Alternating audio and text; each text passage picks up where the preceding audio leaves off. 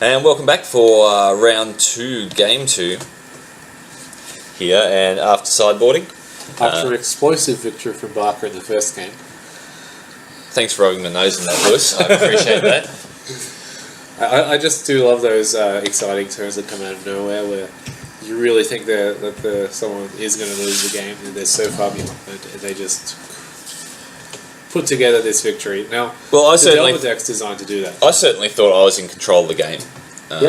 With what I had out and where it was going. I was holding 2 Oblivion Rings and things were all good in the world.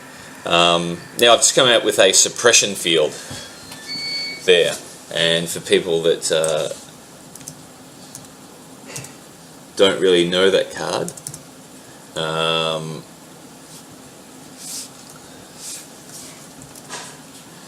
we're just bringing it up on our gatherer here.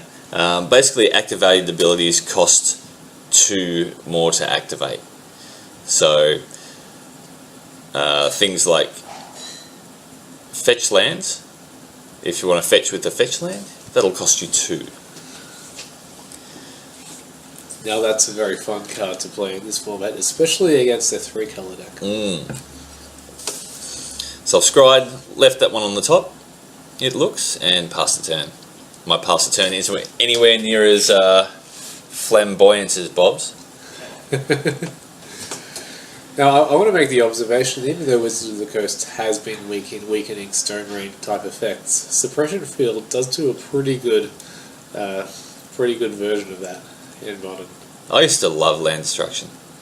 I want them to bring it back. I really do. I certainly understand, however, why they want people to play their spells, don't they? They want people to have fun. They don't want people to sit back losing a game feeling bad because they've got this handful of cool things that they couldn't do. But I just feel like it's a solid tactic stopping people from doing that. So I've got a Sigil of the Empty Throne that's come out nice and quick. No remand or mana Barker leak. seems happy that he just drew and played a land. Well, that's because he's only had one land out and 2 fetches. Ah, yes, and now he has an island that he can tap for mana. Or he can at least tap his 2 mana and fetch. Yeah. Rather than do that for free because of the suppression field.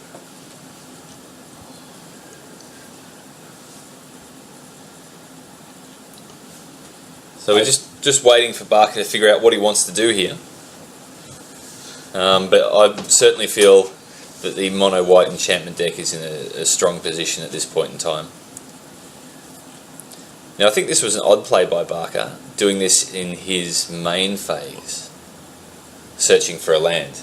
It certainly tells me that he doesn't have a mana leak or a remand in hand at this point in time. Yeah, especially considering it is entering the battlefield tapped.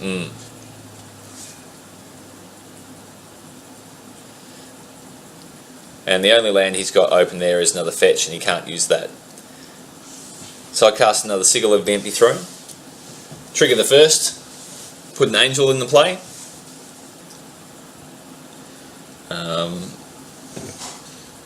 That's a pretty good clock you're establishing on Barker. 1 more enchantment, that's tripling your angels.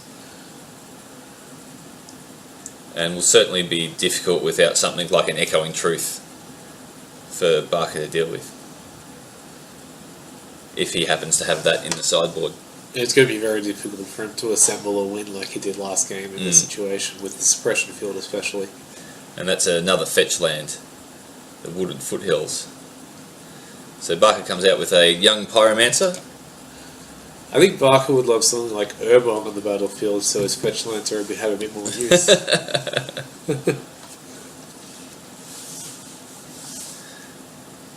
And so I've scryed, left that on the top, I believe.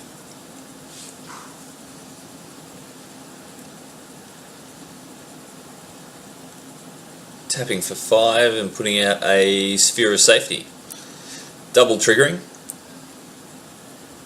Attacking for 4. That puts him to 15. Putting him to 15 and scooping. I don't think he felt that he could find a way back from there. So we'll be back with Game 3 shortly.